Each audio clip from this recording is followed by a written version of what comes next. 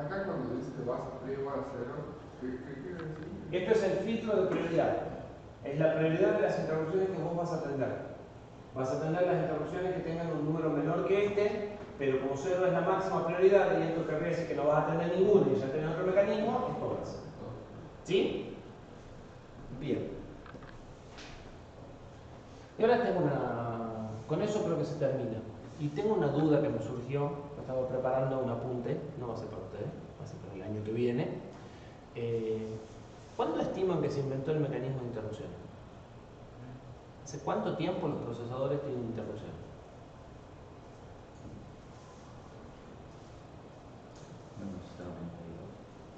92. Tengo una arriesgada. Otro año.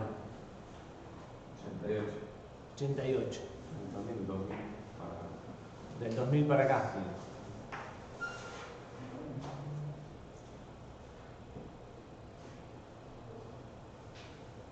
¿Alguien se arriesga algo más viejo? 88 es lo más viejo que tengo.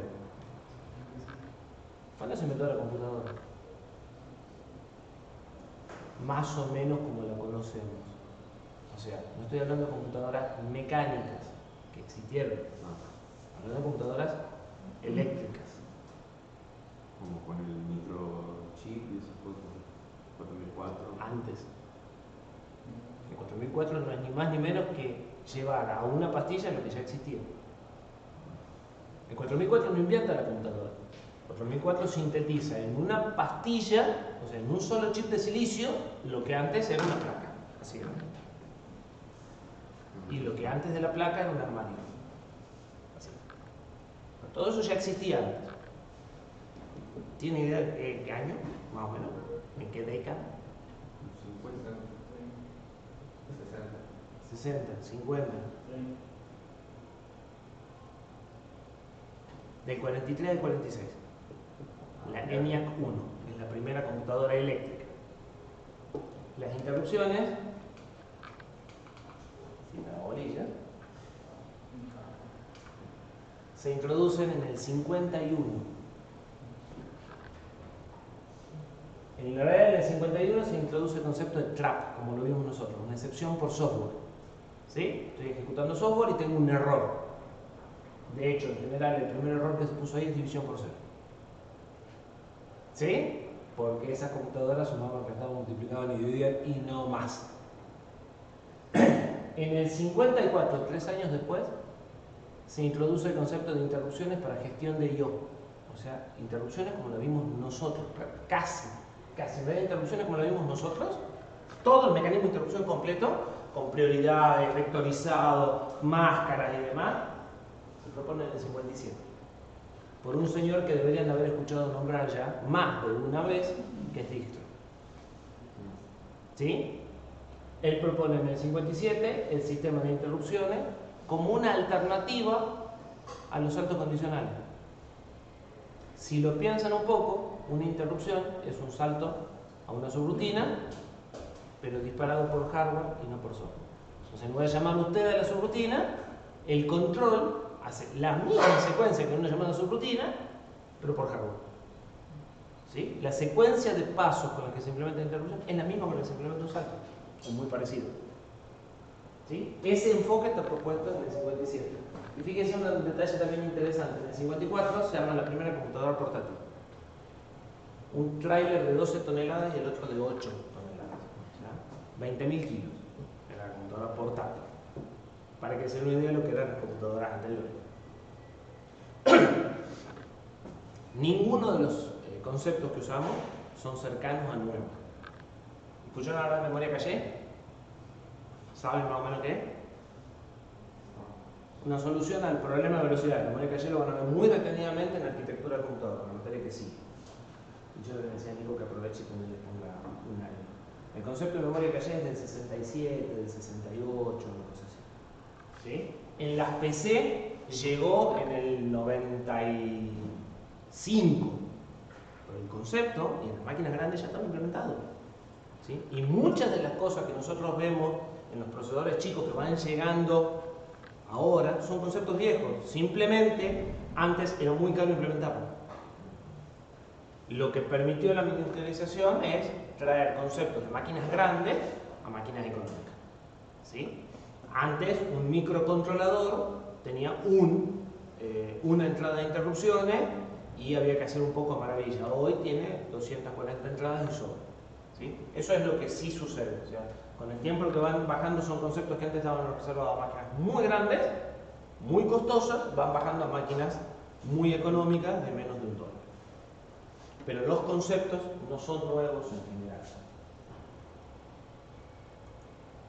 Bien. Para tranquilidad de ustedes, el tema que sigue, que es el tema 7, es un tema muy light. Es totalmente descriptivo, cortito, en principio no lleva la clase de hoy. Y es todo lo contrario a las interrupciones. Vamos a contarle un poco qué hay adentro de ese procesador que está en la Lucía, que no sé si ustedes tienen relación de tamaño, pero es un procesador grande. ¿Sí? O sea, es un microcontrolador grande. Grande en tamaño, ¿sí? Hay microcontroladores que tienen este tamaño, el que tienen ustedes es un bicho importante. Grande en cantidad de pines, el procesador que tiene puesto en la Lucía es un pin de 144 terminales o de 100 terminales, hay procesadores de 16 terminales. ¿Sí? Y grande en recursos. Ese procesador tiene 1 mega de flash, hay procesadores con 16K de flash. ¿Sí? Entonces que hay varios órdenes de magnitud en muchas cosas. Cronograma, esto deberíamos haberlo hecho el miércoles, yo les dije, vamos una clase atrasado, no creo que sea grave, para nada. ¿Sí? Calculo que el tema de hoy lo vamos a terminar en la clase y quizá algo menos. Así que vamos un poquito atrasados, pero no es grave. De nuevo, en todas estas partes van a necesitar la bibliografía, en particular lo que vamos a hablar ahora está en el capítulo 1, que es la presentación y la descripción general del procesador. Solo le vamos a contar qué es lo que hay. Nosotros vamos a estudiar 2 dispositivos de I/O en detalle solamente. ¿Sí? El procesador tiene no sé qué cantidad para los dispositivos de I/O. ¿Sí? De hecho tiene 35 o 40 capítulos describiendo los distintos dispositivos de I/O. En general, cuando hablamos de microcontroladores, los fabricantes de microcontroladores tienen familias de microcontroladores. ¿Sí? Esas familias suelen compartir el CPU, suelen compartir algunos de los periféricos, y lo que va a cambiar es la cantidad de periféricos, la cantidad de terminales, la cantidad de RAM y la cantidad de ROM, o la cantidad de flash. ¿Sí? Entonces ustedes van a tener variantes típicamente en una familia chica de 16K de flash, o de 32K de flash, o de 64K de flash, o de 128, ¿sí? Más o menos esos son los rangos en los que se mueven los microcontroladores chiquititos. Después van a tener otra familia que arrancará en los 128 y terminará en los 512. Y después tendrán otra familia que arrancará en los 256 y terminará en los 2 megas, más o menos, ¿sí?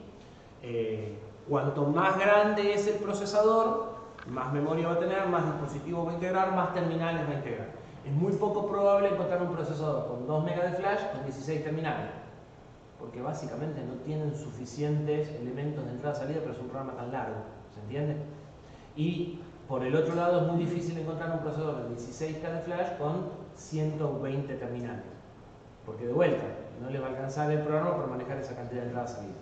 ¿Sí? Entonces normalmente hay 3 o 2 o 4 familias que cubren 4 escalones. ¿Sí? Y dentro de esa familia tienen varios dispositivos que son muy parecidos, que es la versión con aire, sin aire, con dirección hidráulica, por poner el ejemplo del auto, ¿sí? Pero es el mismo modelo.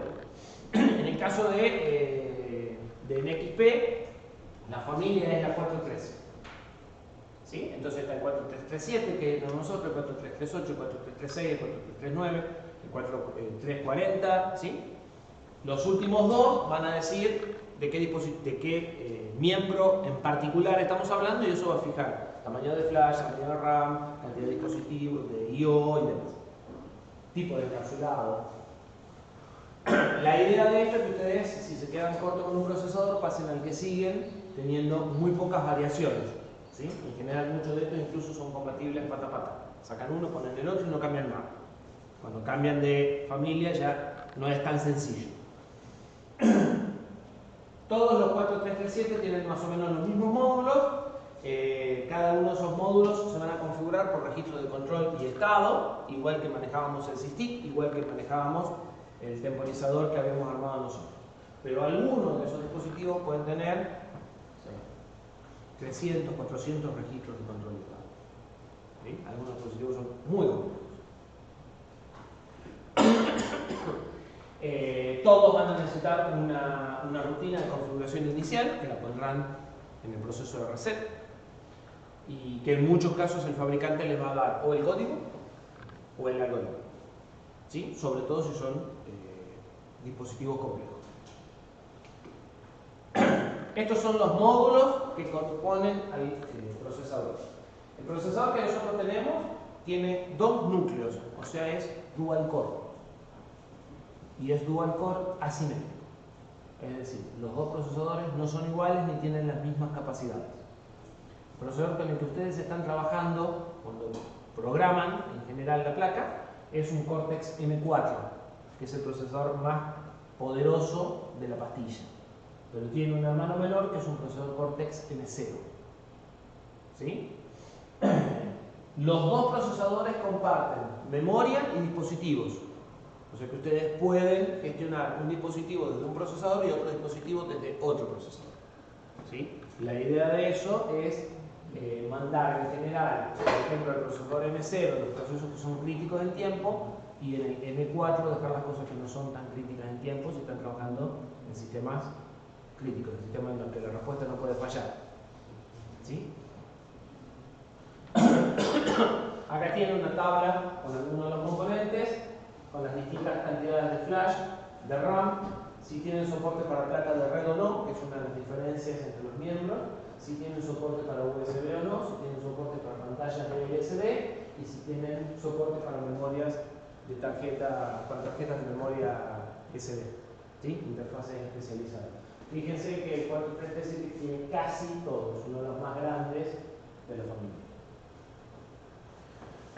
Respecto a las características, en núcleos, dijimos que tiene un Cortex M4, el procesador con el que venimos trabajando, tiene una unidad de punto flotante, es decir, que la operación de punto flotante la va a hacer por hardware.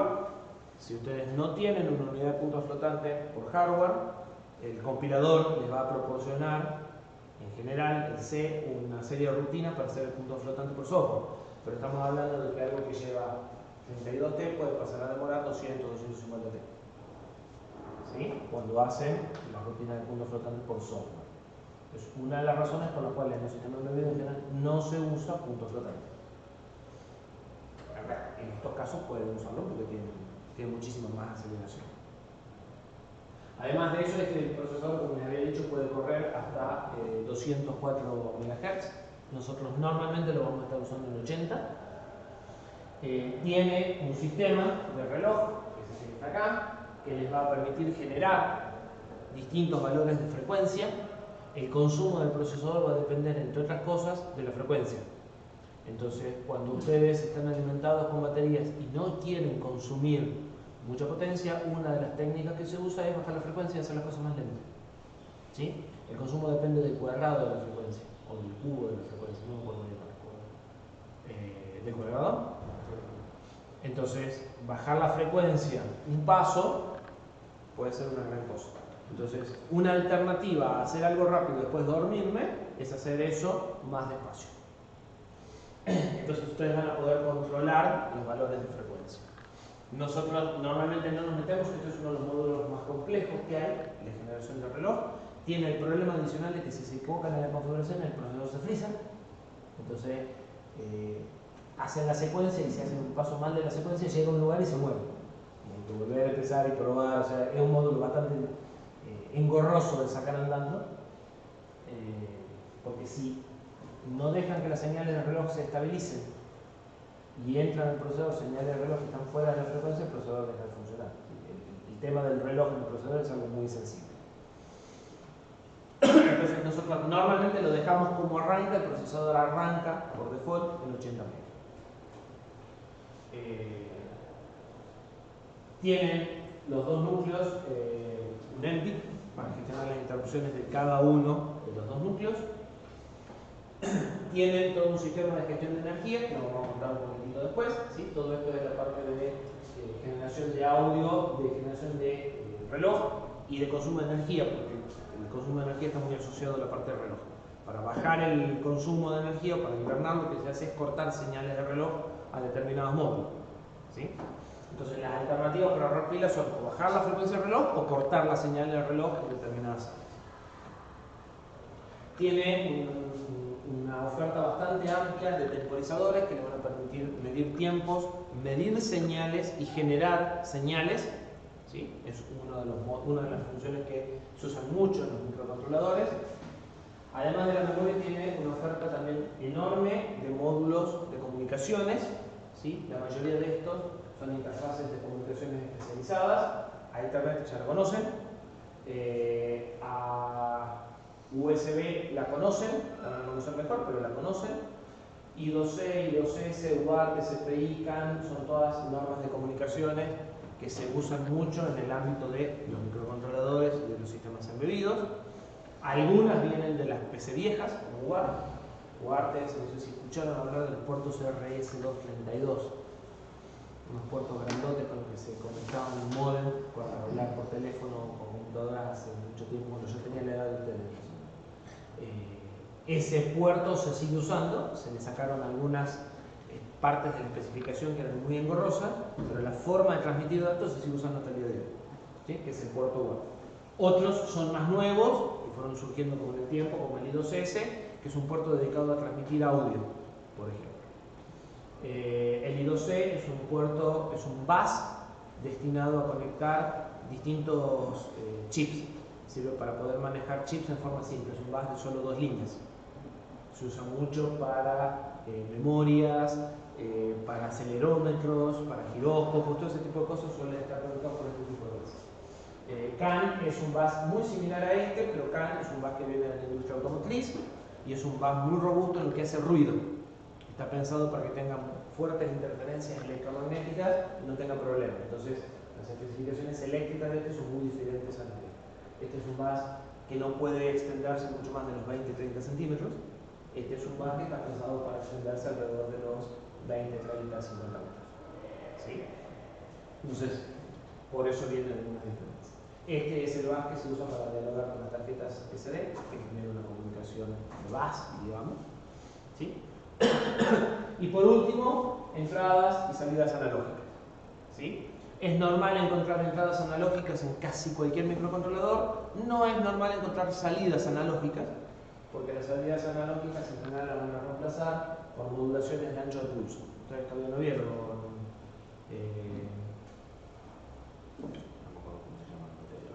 Pero no vieron, creo que en el semestre que viene.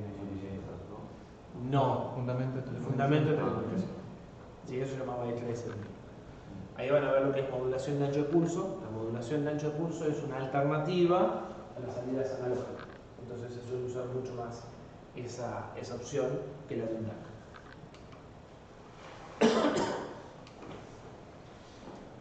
Esto es como para que tengan una idea muy somera de la comunicación que hay entre los dos procesadores Cortex.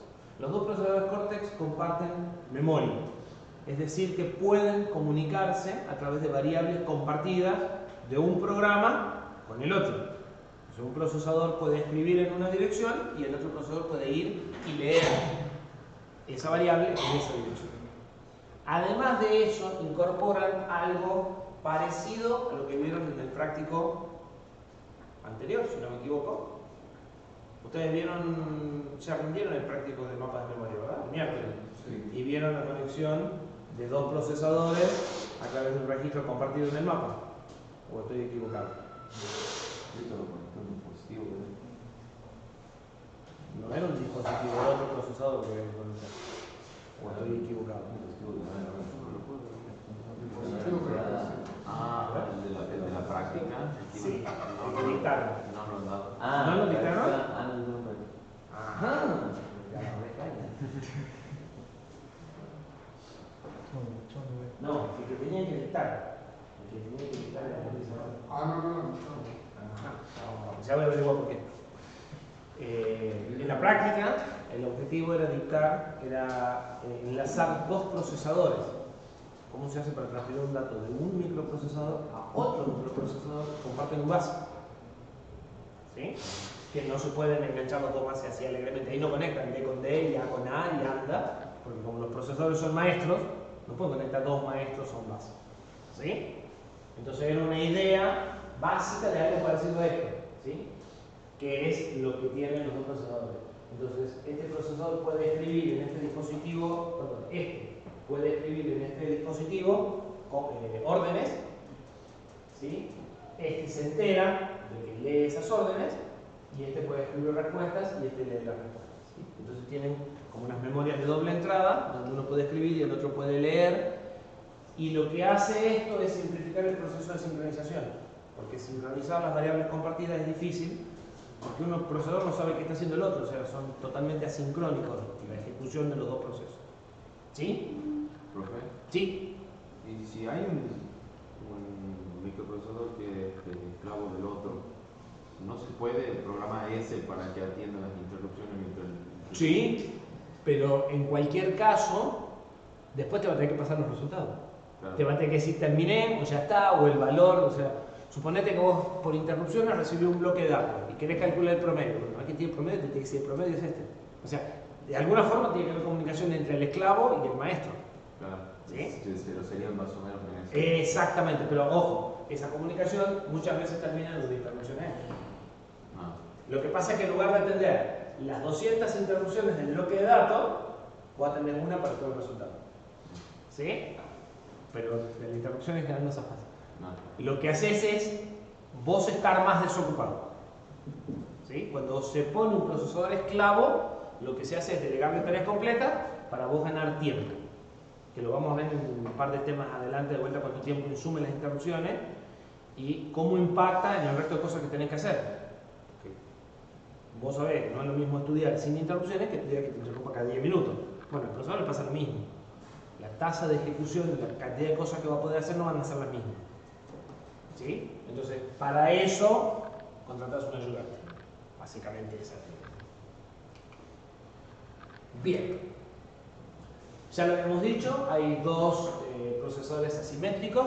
La idea con la que están pesados, por eso es que son asimétricos, es que este realice lo que vos decías, las tareas de entrada y salida básicas, atender las interrupciones, preparar los bloques de datos en memoria, y este, que tiene capacidades de procesamiento más importantes, haga, por ejemplo, el análisis de datos.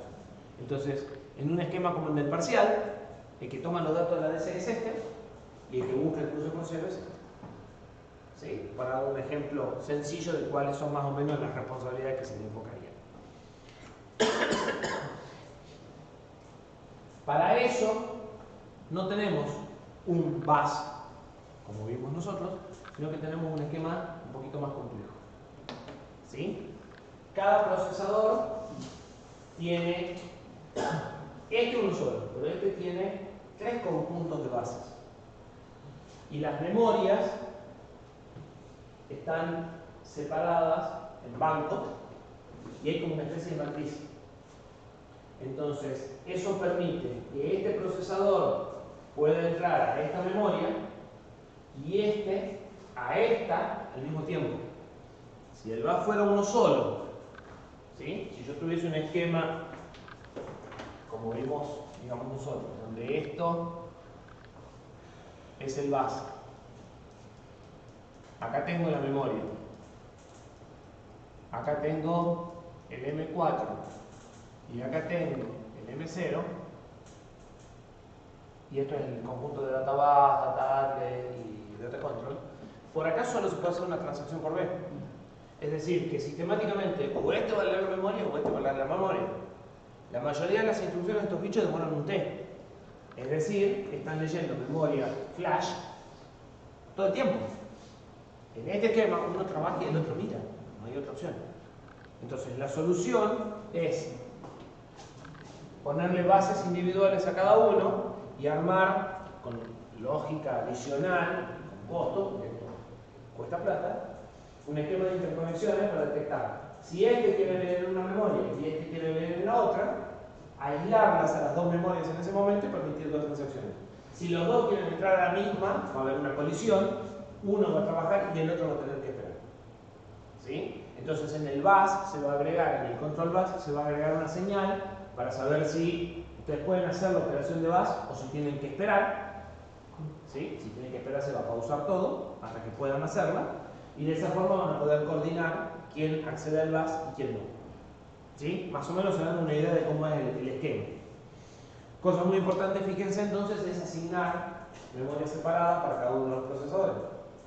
Si yo pongo los datos de todos los datos de los dos procesadores en esta, no vale nada.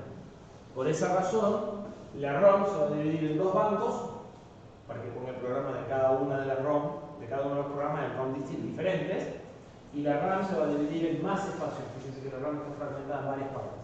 ¿Sí? Por eso es que la memoria está mapeada por bloque. Por eso es que la memoria está mapeada por bloque. ¿Sí? Estos dos, esto está en direcciones consecutivas, pero esto está en direcciones discontinuas. Esto está por un lado y esto está por el otro. A nivel de direcciones. Más allá de que además tienen conexiones independientes. ¿Sí? Esto está consecutivo, pero no está como un solo bloque, se puede acceder en direcciones distintas. Fíjense la diferencia de capacidad de procesamiento, no es tanta, una tiene 0,9 millones de instrucciones por segundo y la otra tiene 1.25. ¿Sí? Eso es por la diferencia del conjunto de instrucciones y de las capacidades de los dos procesadores. A nivel assembler, el Cortex M0 soporta un subconjunto de las instrucciones del M4. El M4 soporta el thumb2, que ya lo hemos dicho. El M0 soporta el thumb1. Eso quiere decir que solo soporta las instrucciones de 16 bits y no instrucciones de doble palabra de 32. A los fines prácticos de lo que ustedes programaron, casi no hay diferencia. O sea, ustedes programaron el thumb2, pero en realidad es prácticamente lo mismo que el thumb1. La mayor diferencia la van a encontrar en un conjunto de instrucciones que no vemos, que yo intentaría ver en algún momento, que se llaman SIMD.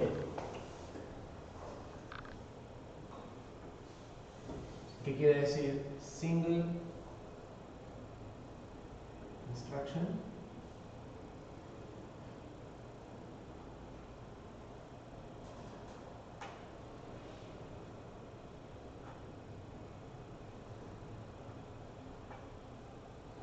Single Instruction Multiple Data. ¿Sí?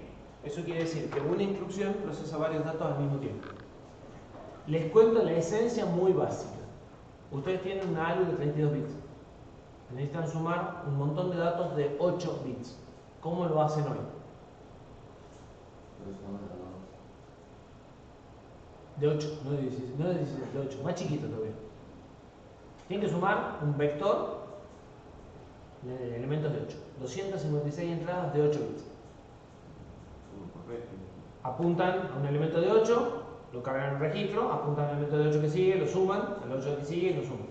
Y de los 32 bits que tiene la ALU están desperdiciando 24. Lo que va a hacer esta instrucción es decirle, cárgame los 32 bits y operalos como 4 elementos de 8 en lugar de como un elemento de 32. Lo que va a cambiar es la forma en la que se hacen los acarreos del bit 7 al 8, del 8 al 16, ¿se entiende? Pero entonces van a operar 4 a la vez y es como que dividen a la ALU de 32 en 4 ALUs de 8. En resumen, lo van a hacer 4 veces más rápido. ¿Se entiende? Con los de 16 lo van a hacer 2 veces más rápido, con los de 32 no van a ganar nada. En un procesador de 64 bits, la idea es la misma. ¿Sí? Entonces, cuando ustedes procesan vectores, esto es una solución para aprovechar que tienen registros más anchos y operar más rápido si los datos son chicos. Si los datos son de tamaño nativo, no van a arreglar nada. ¿Sí? Entonces hay un montón de instrucciones que hacen este tipo de cosas y que además hacen instrucciones complejas. Entonces hay una instrucción, por ejemplo, que es el promedio. Suma dos elementos y lo divide en un t. ¿Sí? Entonces hay una gama de instrucciones de sumar, multiplicar y correr que sirven para hacer operaciones matriciales que ustedes estudiaron en el álgebra 1 y que yo hasta hace 6 meses ni sabía muy bien para qué se usaban, como el producto escalar y el producto punto, que cuando hacen procesamiento digital de señales se usan muchísimo. Entonces, ese tipo de instrucciones le va a permitir bajar tiempos de procesamiento de, por ejemplo, 2000T a 120. ¿Sí?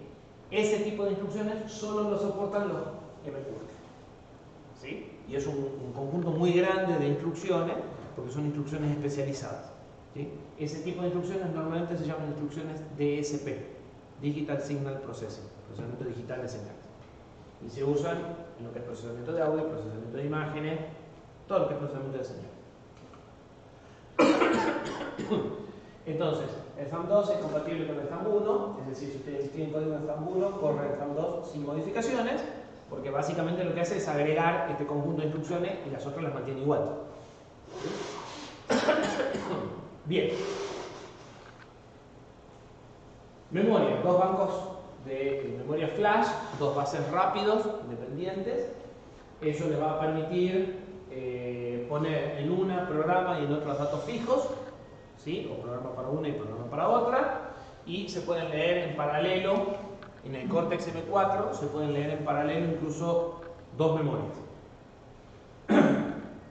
Tienen 1 mega de flash en los dos bancos y hasta 264K de RAM, el cual es muchísimo para un microcontrolador. Y además pueden agregar flash externa, ¿sí? Para programas o para datos, que se puede mapear en el mapa de memoria, o sea que la pueden acceder como memoria convencional, ¿sí? Para eso se utiliza un bus de comunicaciones, que es el SPI o el Quad SPI. Ese bus de comunicaciones lo van a ver en transmisión de datos, creo. Una de las interfaces de comunicaciones que habíamos visto que tenían implementado. Conversión AD y DA. Ustedes tienen claro conversión de A y AD, ¿no? ¿Lo vieron? Bien. Me parecía que me habían dicho que sí, pero me quedó la duda en el parcial de si sabían de lo que estábamos hablando. Los conversores AD tienen precisión de 10 bits, soportan hasta 22 entradas, pero en realidad hay dos conversores AD, es decir, que ustedes pueden hacer dos conversiones por vez de entre 22 entradas y tienen un multiplexor para elegir qué entrada toma cada uno de los dos conversores. ¿Sí? Entonces ustedes pueden tener 10 fuentes, muestran 2, después muestran 2, después muestran 2, después muestran 2. El valor de la tasa de conversión es bastante baja, creo que 44 kHz, 80 kHz, una cosa así. ¿Sí? Hay procesadores que tienen conversores AD de 80 MB, de 80 MB muestras por segundo. Este es bastante modesto en ese sentido.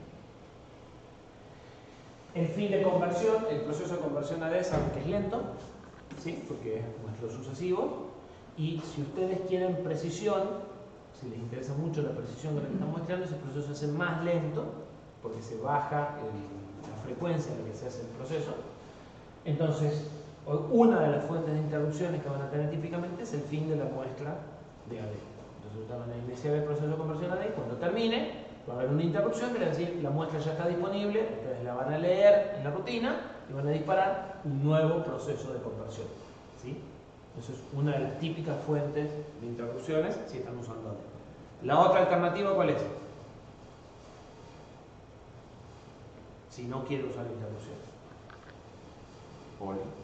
Claro, habrá una bandera que me dice ya la muestra se terminó de convertir, que es la misma que dispara la interrupción, y la tendré que ir a mirar de vez en cuando. ¿Sí? El conversor AD lo tiene claro, él hace la conversión y termina y te avisa. Vos podés tomarte todo el tiempo del mundo en ir, recuperar esa muestra y lanzar la que sigue. ¿Cuál es el problema de hacer eso? La lectura ya no va a ser precisa, no va a ser... Va a bajar tu tasa de muestreo. Es decir, si vos podrías muestrear a 40 kHz, como dijimos, y si vos te demoras mucho, vas a muestrear a 20 nada más, porque estás perdiendo tiempo.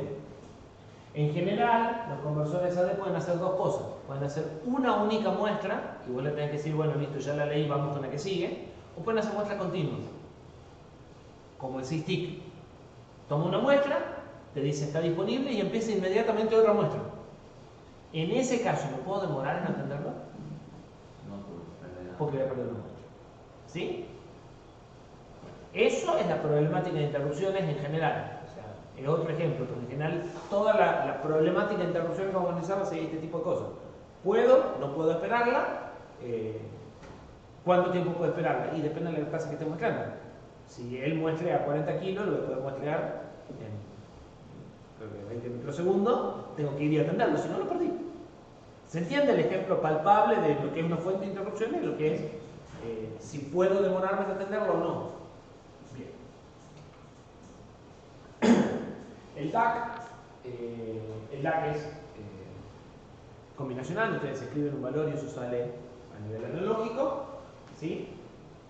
Y puede eventualmente también hacer una interrupción al final de la conversión. Eso no estoy seguro. También es de 10 bits. Modos de bajo consumo. Estos procesadores suelen tener muchos modos de bajo consumo.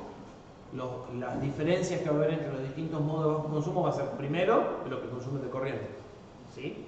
Normalmente estos procesadores, cuando empiezan a ahorrar consumo, pueden llegar a consumir 100 veces menos de lo que consumen en régimen, o sea, 2 órdenes de magnitud abajo, ¿sí? Hay procesadores de estos que en modo de hibernación consumen, el otro día estábamos viendo la tabla, no les quiero mentir, pero eran 5 microamperes, ¿sí? Y en algunos modos creo que hemos llegado a ver que consumían nanoamperes.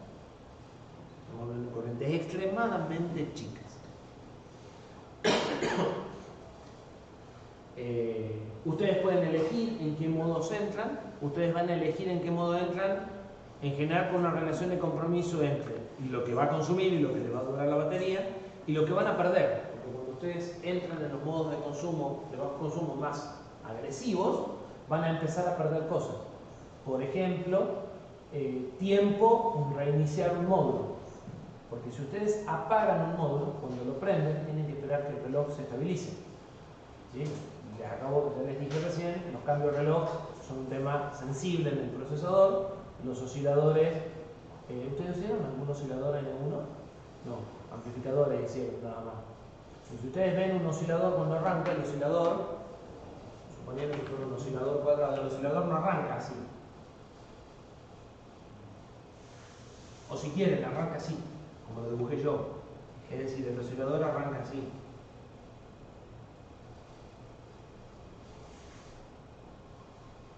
Y se va acomodando a la frecuencia y a los periodos a lo largo del tiempo. En general, porque acá hay una curva de tipo tau. Entonces, cuando esto llegue a un cierto valor, el oscilador se estabiliza. Pero lo cierto es que si ustedes ven el osciloscopio, el oscilador empieza haciendo así, hasta que se queda quieto. Él arranca.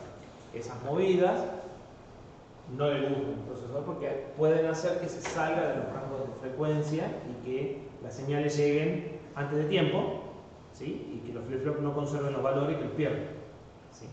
Entonces, los movimientos esos de reloj no se permiten. Cuando ustedes apagan un reloj y lo vuelven a prender, tienen que esperar 2000, 4000 ciclos de reloj, que ese reloj se estabilice para recién poder usarlo. Entonces, si ustedes apagan un módulo, la prendida del módulo lleva tiempo.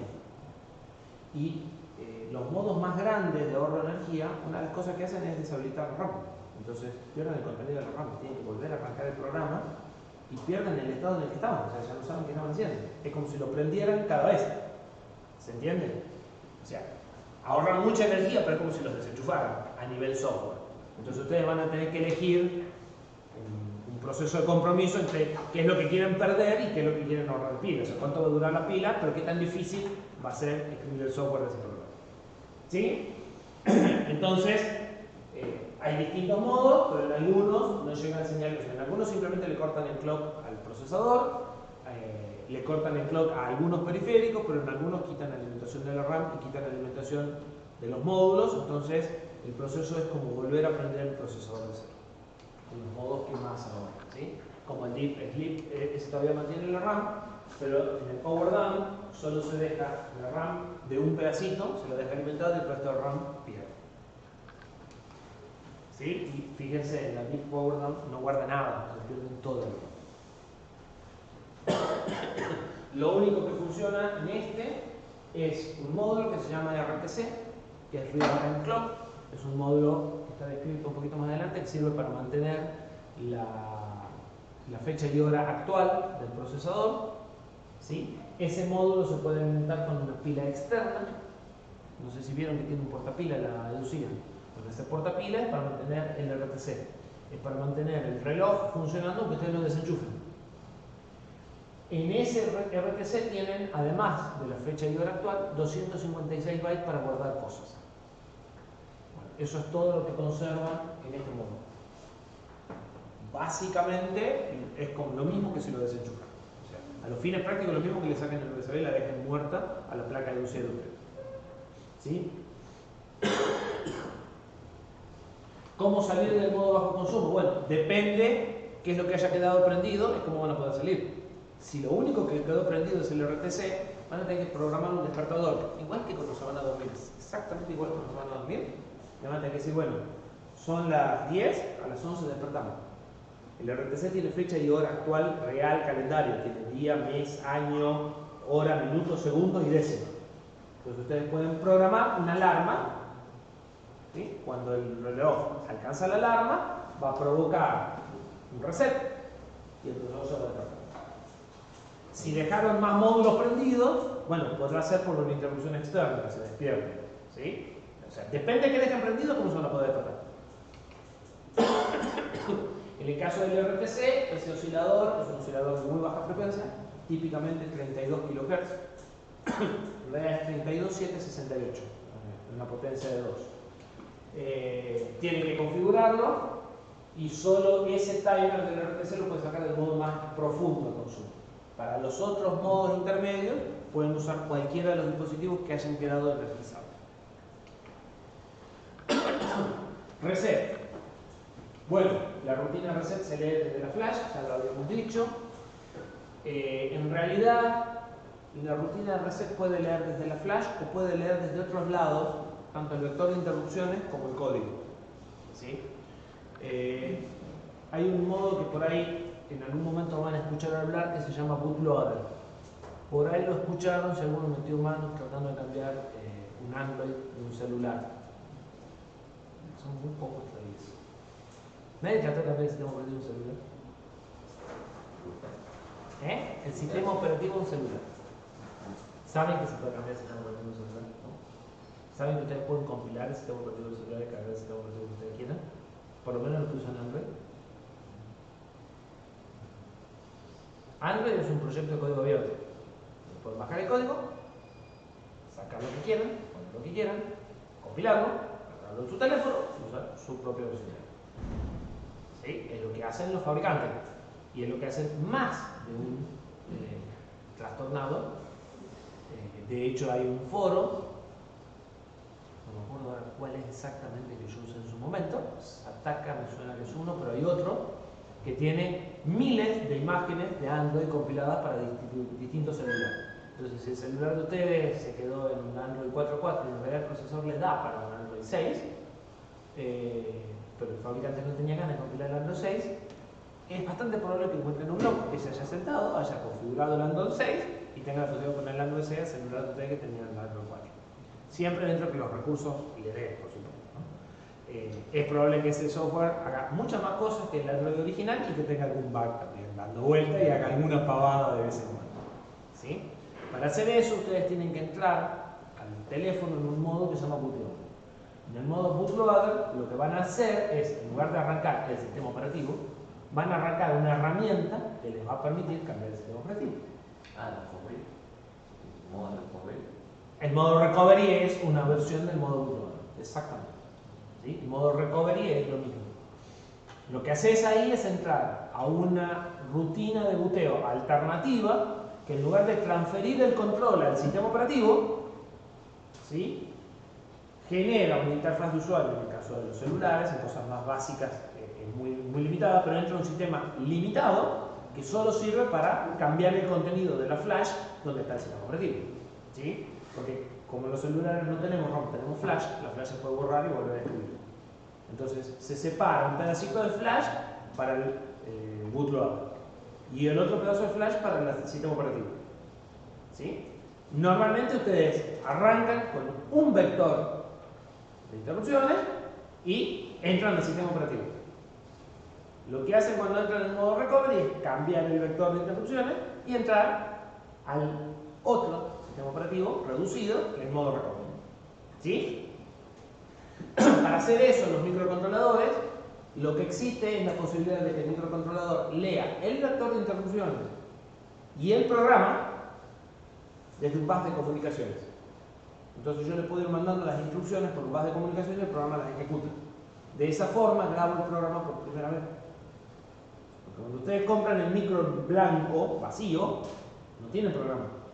Entonces, ¿cómo hacen para grabarlo? ¿Cómo hacen en el proceso de depuración ustedes cuando cargan el programa? Bueno, se hace de esa forma. ¿Sí? Entonces, depende cómo hagan en el proceso de reset. Cuando ustedes generan una señal de reset, normalmente hay una patita que sirve para decirle entrar en modo normal o entrar en modo bootloader. Entrar en este modo especial para ejecutar un programa alterno que me va a permitir grabar el programa normal del procesador. El modo bootloader es eso simplemente. Es entrar en un programa alternativo que es una herramienta que te va a permitir grabar el programa que normalmente gobierna el sistema. Básicamente, eso es la idea. Eso, en los casos de los microcontroladores, es parte del proceso de reset. ¿Sí? Y en general lo que va a hacer es alterar el vector de interrupciones. O sea, en lugar de leer el vector de interrupciones que leen normalmente, va a leer un vector de interrupciones alternativo. ¿Ven? Entonces se puede configurar para iniciar desde flash externa o incluso en este caso leerla desde el USB. ¿Sí? O sea, eso es lo que permite... Eso lo que le permite es cargar el programa a un procesador que no tiene programa. Básicamente esa es la idea. O actualizarlo. ¿Ve? Eso nació como una forma de actualizar el software sin tener las herramientas especializadas. En realidad siempre tenés en los microcontroladores una interfaz específica para hacer ese proceso. Pero cuando vos querías que el usuario final le cambie el sistema operativo al Android, el usuario final no tiene la herramienta para conectarse al microcontrolador y mandarle programas. Esa herramienta además en su momento eran muy caras. Estamos hablando de $2.000 y $1.500 de interfaz de programación.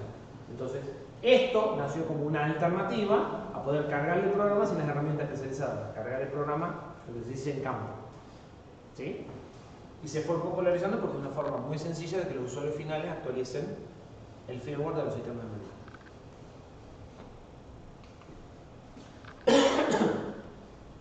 No hicieron fundamento de telecomunicaciones, por lo tanto no saben lo que es una PLL. Bueno, una PLL es un componente de electrónica o un circuito electrónico que les permite multiplicar y dividir frecuencias. Ustedes pueden entrar con una señal de 1 mega y salir con una señal de 2 megas, o de 4 megas o de 256K. Y normalmente es programable. O sea, ustedes escriben en un registro y el valor que escriben en ese registro les va a permitir escalar para arriba y escalar para abajo. Hay un ejercicio de un práctico en el que habla de un prescaler, en el que entra una frecuencia y sale una frecuencia menor programable. El PLL tiene la capacidad de no solo ir para abajo, sino de ir para arriba. ¿Sí? La idea es más o menos la misma, pero pueden escalar no solo para abajo, sino para arriba. Entonces, a partir de un cristal de 40 megas, ustedes pueden generar frecuencias de 2 megas a 200 megas. ¿Sí? Eso es el núcleo del sistema de reloj del procesador, obviamente. ¿Sí? Entonces, a partir de un cristal externo, que va a tener muy buena tolerancia, un cristal externo, si ustedes compran un cristal externo, normalmente tiene un error de 6 partes por millón. ¿Sí? Un error típico. Entonces, si compran un cristal de 40 megas, el cristal estará en 40.0001 o 005, como mucho. ¿Sí? Se va a ir 4 ciclos para arriba o para abajo en 40 megas. Un oscilador interno, ¿sí?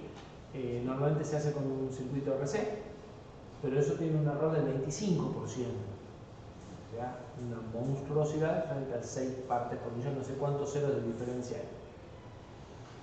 Normalmente ese oscilador se lo puede ajustar un poquitito y llega a un error del 2-3% en la frecuencia que ustedes tienen. De acuerdo a lo que ustedes quieran como precisión, podrán usar el interno, que no tiene que poner ningún componente, eso está todo, o el externo, que implica un cristal, unos capacitores y un circuito eléctricamente sensible, ¿sí? Un circuito delicado de hacer. Y a partir de esas frecuencias, de un cristal de 40, 60, 80 megas, el que ustedes quieran, o el oscilador RC, él va a poder generar casi todas las gamas de frecuencia. Normalmente cuando usan el RC no va a llegar hasta los 200 megas, el tope va a ser 80, 120. Si quieren llegar a las frecuencias más altas, necesitan más precisión y ya tienen que poner un cristal externo. Más de los 200 megas no pueden llegar porque los tiempos de propagación internos del procesador ya no alcanzan. ¿Sí? Además de eso, ustedes necesitan muchas señales de reloj para muchas cosas. El CITIC necesita una señal de reloj. Los puertos de comunicaciones, la mayoría de los puertos de comunicaciones que se usan hoy son seriales, es decir, que los bits van uno después del otro y no todos juntos. Eso implica que necesitan señales de reloj para pasar de un bit al otro. ¿Sí? Entonces, en general, por el procesador se distribuyen muchísimas señales de reloj. Todas esas señales de reloj se generan en este módulo de reloj, se dividen adecuadamente porque hay módulos de comunicaciones que necesitan señales de 8 megas, módulos de comunicaciones que necesitan señales de 10K, o sea, hay una gama muy grande de frecuencias. Todo eso lo genera el sistema de reloj. Algunas cosas las van a tener que configurar ustedes, algunas otras son fijas. El bus USB tiene una frecuencia fija de 48 megas y no hay que configurarle nada. O sea, ya sabe que para el bus USB tiene que dar 48 megas. En cambio, el bus SPI usted puede elegir la frecuencia que quiera. En el bus I2C trabaja a 100 kilos, también, fijo. Entonces, hay en realidad no una PLL, hay 3 PLL que generan distintos conjuntos de señales, una para la parte de audio y USB, una para el reloj principal, para el sistema principal, y cuanto mayor es la frecuencia, mayor es el consumo, ya lo sabían, y una técnica para bajar el consumo es bajar el reloj y hacer las cosas más lento aunque el procesador sea más rápido. También pueden hacer cosas más complejas a costas de mayor consumo. ¿Se están durmiendo? ¿Hacemos una pausa?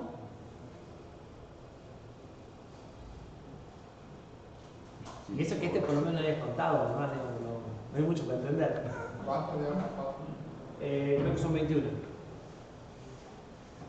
O sea, vamos 15, faltan 100.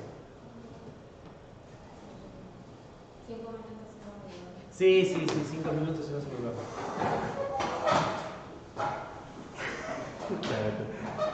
Sí, muy bueno.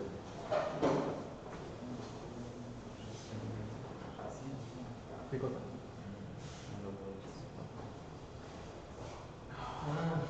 ¿Qué cosa?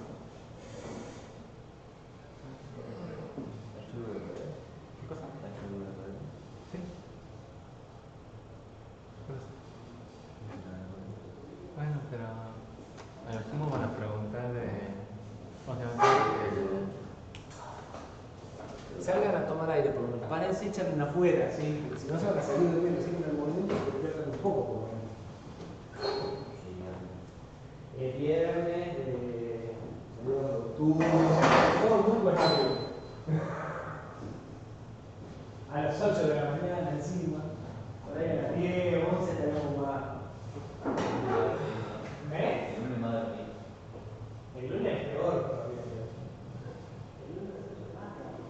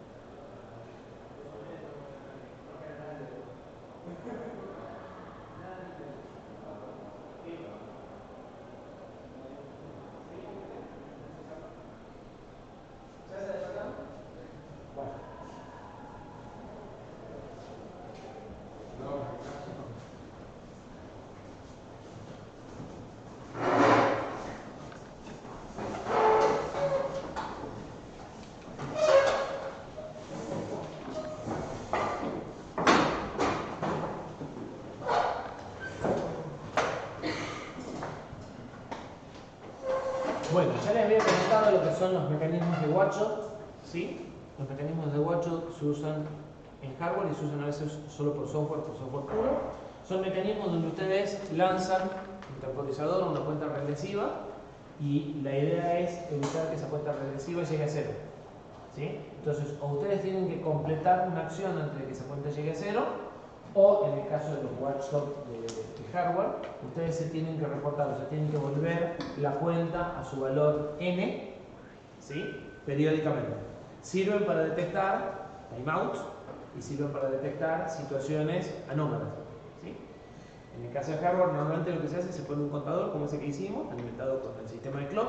Si queremos que esto sea muy robusto, le vamos a poner un sistema de clock especial, propio, separado, independiente.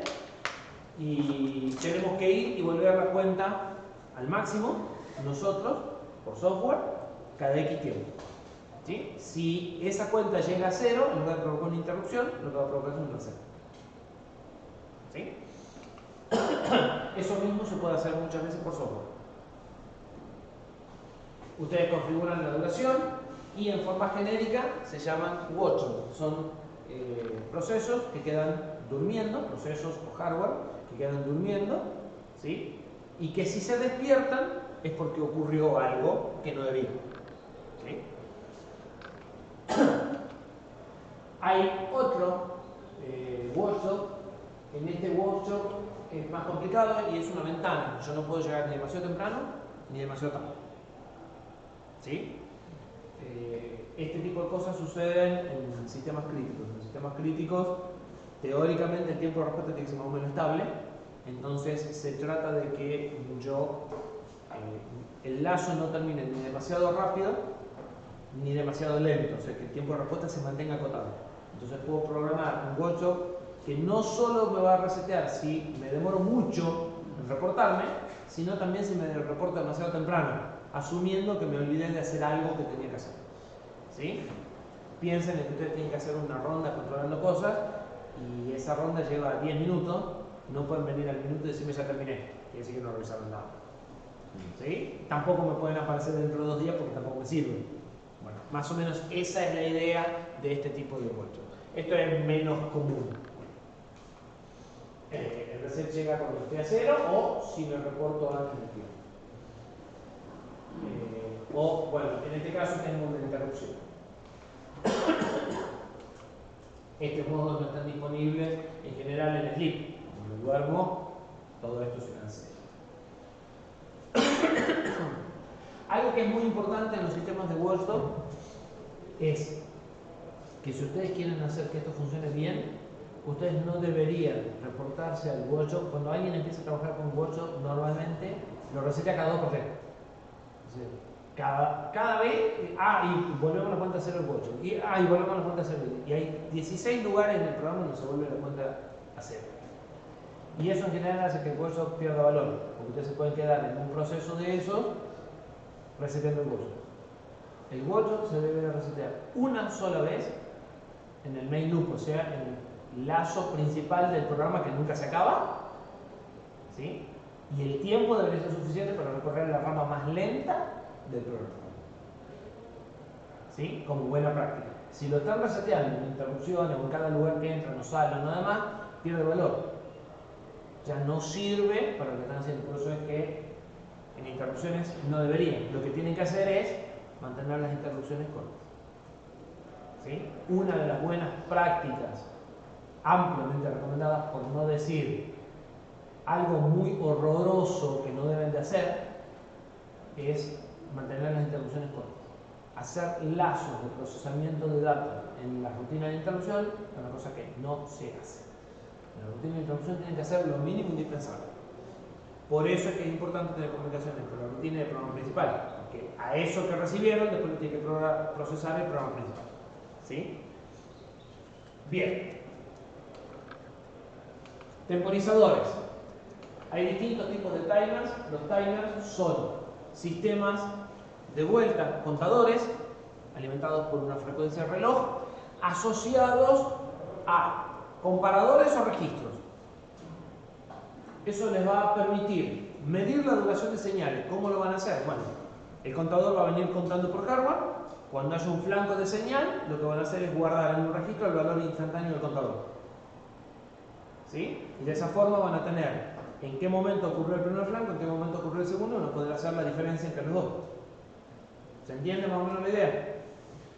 Y si no, lo que van a poder hacer es cargar en un registro el valor del contador, y cuando el contador llegue a ese valor, producir un flanco. Entonces van a poder ir programando en qué momento quieren que vayan ocurriendo los flancos de la señal para generar una señal arbitraria de la duración que ustedes quieran. ¿Se entiende?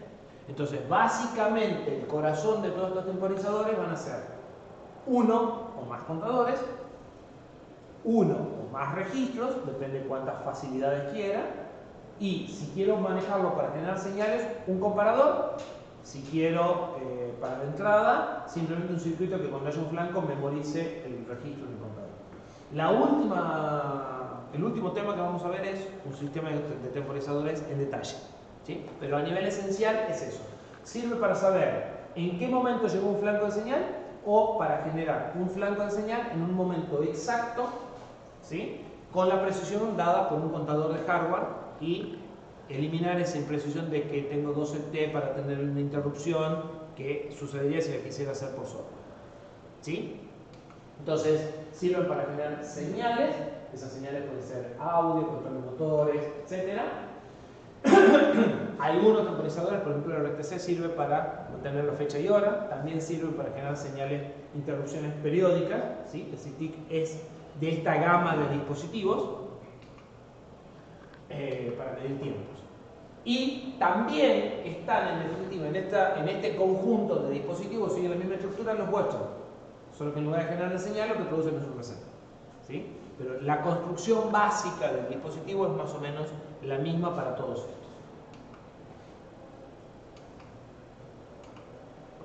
Dijimos que había varias razones por las cuales puede ocurrir un reset.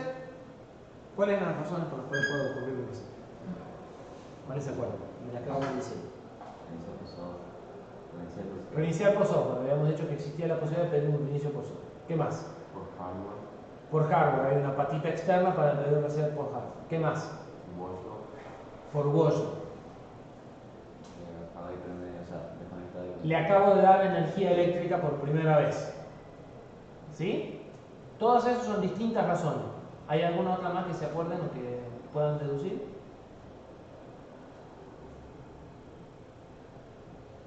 Porque salí de una hibernación profunda.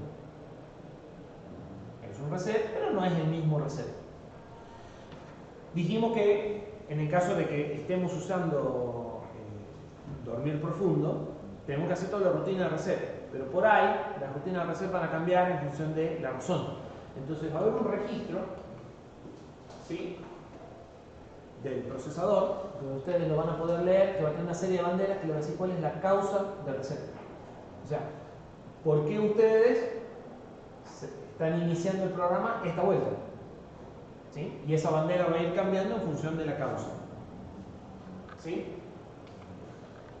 Porque hubo un error en la ventana de los watchdogs, porque le pidieron energía por reset externo, el por que es power on reset es porque le acaban de dar alimentación. ¿Sí? Entonces la causa va a quedar en un registro y ustedes lo pueden leer para tomar la decisión adecuada y cambiar lo que hacen en el proceso de inicio en función de por qué es que están arrancando. ¿Sí? Bien, periféricos. GPIO. Ya habíamos dicho que era un GPIO. ¿Se acuerdan qué es un GPIO? General Purpose Input Output.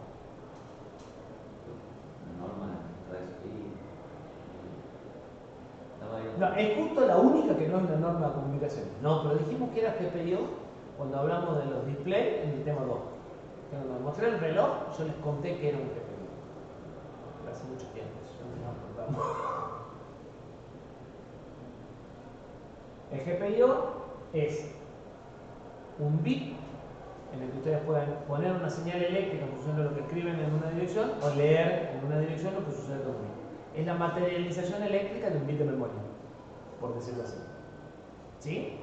Entonces, un GPIO es una patita del procesador que si ustedes escriben un 1 en una dirección de memoria, esto va a estar en un valor alto. Y si escriben un 0, va a pasar a un valor bajo. Entonces va a reflejar eléctricamente el estado de una dirección de memoria. Normalmente los puertos de GPIO son de 8, de 16, de 32 patitas, una por cada bit de la dirección de memoria. ¿Sí? Son entradas, salidas digitales. Entonces, si la pongo como salida, escribo un 1, tengo una señal alta, escribo un 0, tengo una señal baja. Punto. Y si la pongo como entrada, cuando la tensión de entrada supere el umbral de alto, voy a ver un 1, cuando supere el umbral y esté por debajo del umbral de bajo, voy a leer un 0. ¿Sí? En general, casi todos los procesadores, las líneas de GPIO son bidireccionales. Se las pueden configurar como entrada o como salida y normalmente pueden mezclar. De un mismo puerto, 3 pueden ser entrada y 2 pueden ser salida. ¿Sí? En el caso de este procesador tiene 8 puertos GPIO, teóricamente de 32 bits cada puerto. Hay una pavada de puertos de entrada, salida digital. Normalmente los GPIO es el dispositivo más básico, el que más se usa, porque es el que le permite aprender cosas, apagar cosas y detectar sensores o no, que es lo que más se usa en sistemas embebidos. ¿Sí? Y comparativamente se usan 2 puertos de comunicación y usan 4, 5, 6 o 10 líneas de GPIO. ¿Sí? Es de los recursos que más se consumen. Es el recurso más sencillo, más simple de configurar, más simple de usar y el que les da muchísima utilidad. O sea, ustedes solo usando GPIO pueden hacer muchísimas cosas. ¿Sí? En realidad, en este procesador vamos a ver que de esos 8 puertos y 32 bits, hay varios bits que no están implementados, o sea que no existen en la pastilla, y nos van a quedar unas más o menos 83 líneas de entradas y salidas digitales. ¿Sí? Prácticamente todas las patitas del procesador pueden ser entradas y salidas digitales, pueden ser GPIO. Además de los GPIO, este procesador incorpora los SGPIO, que son bits de entradas y salidas seriales. Son bits de entradas y salidas donde esas entradas y salidas cambian varias al mismo tiempo. ¿Sí? Se utilizan, por ejemplo, para emular protocolos de comunicación. Por ejemplo, los bits de una tarjeta SD. Una tarjeta SD, para ganar velocidad, ustedes mandan. Ustedes no tienen nada de conceptos de comunicación. Bien. Creo que habíamos dicho, no me acuerdo, que ustedes cuando mandaban información de un dispositivo a otro, esto puede ser procesador a memoria, o puede ser procesador a I/O, o a otro procesador, no importa. Cuando la información viaja de acá a acá, puede hacerlo de dos formas: paralelo o serial. ¿Lo habíamos dicho? No. ¿Qué quiere decir paralelo? Yo transfiero un byte de acá a acá en paralelo. Pongo 8 cables y mando los 8 bits al mismo tiempo. ¿Y serial? Mando un cable y mando primero el bit 1, después el bit 2, después el bit 3, el bit 4. ¿Sí? ¿Cuál es más rápido? En teoría, sí. La realidad es que hoy todos los vasos de comunicación son seriales. ¿Sí? Porque el paralelo tiene un problema que lo fueron descubriendo con el tiempo. Yo cuando mando en paralelo, mando algo así. Con la velocidad muy alta. El tema es que, claro, una velocidad muy alta, que esto y esto estén alineados es una historia. Los cables tienen que tener la misma longitud, las impedancias, las capacidades, un montón de cosas que hacen que esto se desfase. Entonces, cuando quiero mandar mucha velocidad, es muy difícil que los 8 bits lleguen al mismo tiempo. Y si quiero aumentar la tasa de transferencia, eso pasa a 16, 32, 64, el programa se agrava. Entonces descubrieron que es más fácil mandar a muy alta velocidad bits seriales de a uno que muchos. Y si no, poquitos. Entonces lo que sucede es que acá hay algunos bits seriales que son de, por ejemplo, 4 bits. ¿Sí? O 2 bits. Entonces los SGPIO me van a ayudar en esto. Me van a permitir mandar 4 bits, pero sincronizados. O sea que los 4 arranquen y terminen en el mismo tiempo. Que si yo los leo de a uno por software, no puedo. ¿Se entiende? Entonces, Esta es una variante de esta, que lo que les permite es escribir simultáneamente 4, 6 u 8 bits al mismo tiempo e ir armando patrones de 1, X tiempo después de un 0, X tiempo después de un 1, X tiempo después de un 1, ¿sí? Para generar comunicaciones de este tipo, que se usan mucho. Y que no sean algunos de los puertos de comunicaciones que ya tiene el dispositivo, ¿no? Si en el caso de la tarjeta de memoria, usan directamente el bus de tarjeta de memoria. La tarjeta de memoria es un dispositivo que trabaja con 4 bits. ¿Sí? Pero por ahí hay sistemas de cámaras, de cámaras, de pantallas de LCD o demás que tienen interfaces propietarias, no son ninguna estandarizada, pero esto les resuelve ese problema. Entonces, y después tienen un montón de interfaces de comunicación, muchas de esas las van a estudiar dentro de un año en transmisión de datos, las van a usar, ¿sí? Algunas de las prácticas de transmisión de datos las van a hacer en las placas de Lucía, como los bases I2C que les había comentado. Interrupciones. Todos los módulos, todas las interfaces de comunicaciones, todos los módulos de GPU, todo puede provocar interrupciones si ustedes quieren. ¿Sí? Por eso tienen hasta 63 fuentes de interrupción en el LPC. Ahora, todas esas interrupciones son internas. Ustedes no pueden cambiar nada salvo la usan, no la usan, la prioridad. ¿Sí? El fabricante decidió que la interrupción del puerto ADC era la 14 y que la interrupción del puerto de comunicación era la 26, y si a ustedes no les gusta no lo van a poder cambiar. ¿Sí? Eso ya está cableado internamente. A nivel externo, ¿qué pueden hacer con interrupciones? Bueno, pueden elegir hasta 8 de las patitas de GPIO para que provoquen interrupciones cuando haya un flanco. Pueden elegir el flanco ascendente, el flanco descendente o ambos. Entonces, cuando la patita cambie, eso se va a traducir en un pedido de interrupción al ending, casi directamente.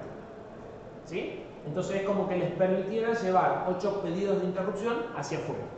Como son 8 patas diferentes, cada una de las 8 patas va a generar 8 pedidos diferentes. Ustedes ya saben incluso quién es. ¿Sí? Hay 8 entradas en el vector que son para estas 8 patas que ustedes pueden elegir de entre las 83 que hay, la que ustedes quieran.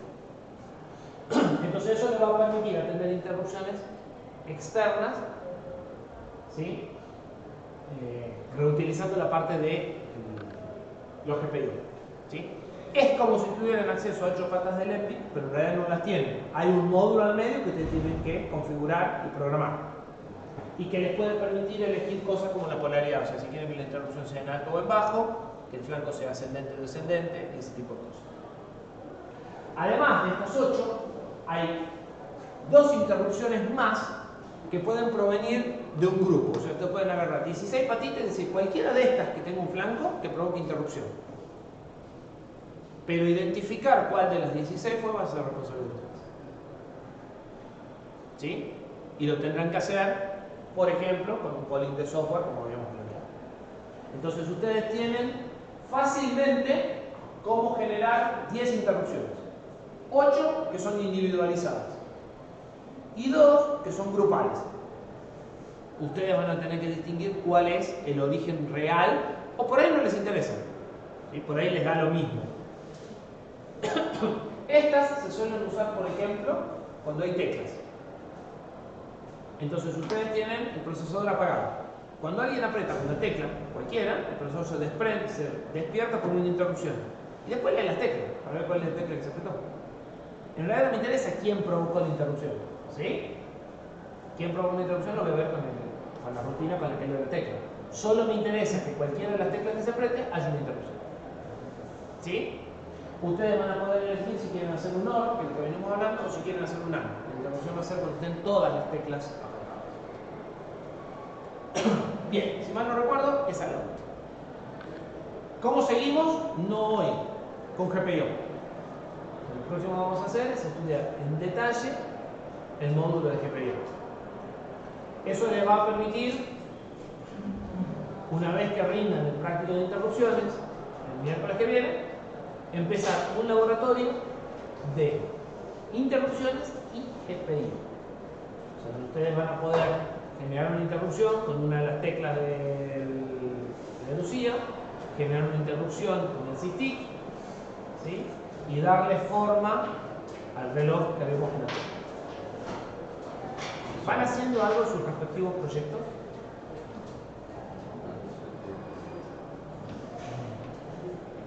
¿Se acuerdan que tienen que hacer un proyecto y que lo tienen que presentar? Bueno, falta el tiempo. La fecha, ¿cuándo nacen los seminarios? Lo voy a resolver ahora, pero va a ser en el orden de la segunda mitad de noviembre. Es muy probable que ustedes rindan el último laboratorio de timers y al día siguiente tengan que presentar. No van a tener clase desde 15 días antes, porque nosotros tenemos que terminar la teoría de timer para que ustedes empiecen a hacer el laboratorio y recién lo puedan rendir. Y ya no hay más temas después de eso. ¿Sí? Es decir, que deberían de disponer de todo el tiempo del día para por lo menos avanzar en el proyecto. Pero va a haber algún grupo que va a rendir el miércoles y va a presentar el viernes. Entonces, no se dejen estar. Las rutinas de software de sus proyectos ya las deberían de poder empezar a pensar. Por lo menos cuáles son las subrutinas, los grandes bloques de software y qué debería hacer cada uno. ¿Sí? Es más, la rutina la deberían de ser completa. Ya tienen los conceptos de interrupciones. Si creen que pueden hacer algo por interrupciones, deberían de poder distinguirlo. Aunque no sepan cómo van a configurar la interrupción, ¿sí deberían de poder decir, me conviene, no sé, detectar que pasó un auto por interrupción o que se cumplió el tiempo usando el SysTick. ¿Sí? Las herramientas más o menos las conocen. Lo que queda es la parte técnica de cómo se configura y se lo hace andar. Pero a nivel concepto, el único concepto fuerte que les queda es lo que yo les decía, el impacto de las interrupciones en el tiempo del procesador disponible. O sea, si ustedes están atendiendo interrupciones, pierden capacidad de hacer el programa principal. Eso genera un impacto y hay un tema de definición de prioridades y de ver cómo hago para poder hacer todo lo que tengo que hacer en los tiempos en los que lo tengo que hacer. Pero no es significativo en general para su proyecto. Después, lo que queda son detalles técnicos de cómo se implementa un GPIO, cómo funciona, cómo se configura y de cómo se implementa un sistema de timer y cómo configura. Pero, ¿qué pueden obtener en un sistema de timer? Ya lo saben. No cómo, pero sí qué. Entonces, pueden diagramar el proyecto, pueden bosquejarlo, pueden bosquejar los módulos de hardware, tendrán un hardware que hace esto, y los módulos de software, y los módulos de software los podrían incluso desarrollar. Entonces, no se dejen estar. Porque si no, te va a faltar tiempo. Y no van a dormir un fin de semana. Bien. Han desocupado. Por hoy.